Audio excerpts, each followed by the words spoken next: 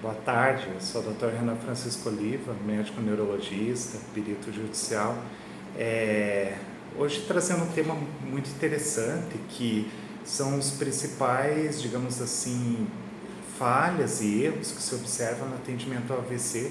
Então, nesses anos todos, muito pela literatura sobre o tema e muito pela minha experiência pessoal, fazendo análise, consultorias, trabalhando como assistente técnico ou como perito judicial em várias ações de alegado erro médico em neurologia.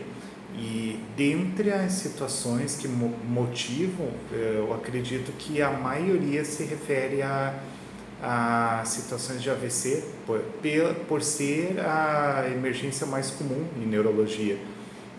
Então, eu costumo, sempre quando se faz uma avaliação de uma situação de AVC, é muito importante se ver do início ao fim toda a sequência de eventos, porque como é uma emergência médica e sabemos que o tempo ele é muito importante, porque as estruturas nervosas, principalmente o cérebro, eles são muito sensíveis à falta de sangue e oxigênio.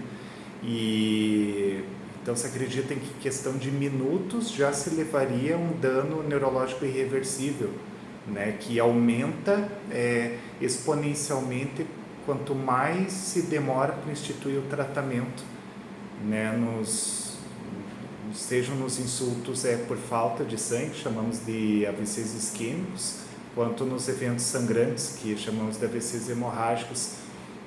Acredito que as principais falhas sejam a demora, seja em identificar um quadro de AVC e, a partir do momento que se tem essa suspeita, nas diferentes fases do atendimento ao AVC, quer seja uma possível demora na solicitação da tomografia, às vezes um diagnóstico equivocado de outra condição, por exemplo, uma convulsão ou um transtorno psiquiátrico, com o periciado tendo um AVC, uma demora em acionar os serviços no caso de neurologia, para uma avaliação. Sabemos também que o principal tratamento, chamamos de padrão ouro, são as terapias de reperfusão.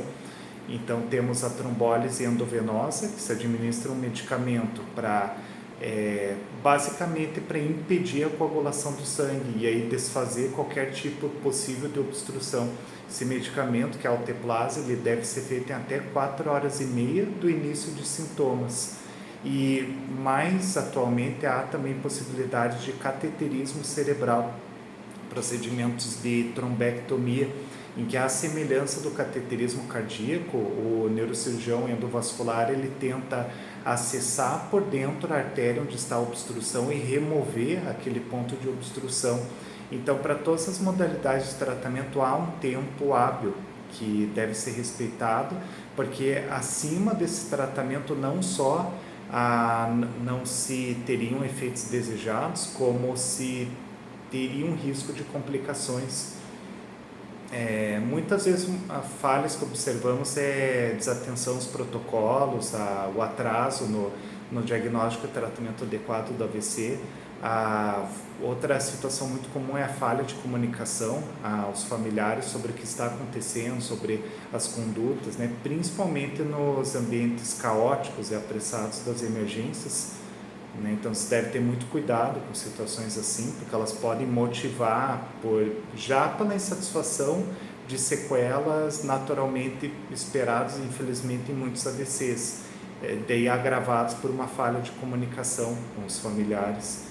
E também um fator muito importante, como já mencionei várias vezes, um registro em prontuário precário. Então não se sabe, não há como comprovar as condições que o paciente estava, o tratamento foi realizado, se os familiares foram orientados ou não àquele tratamento, como estavam as condições mentais e físicas naquele momento, com o horário, né?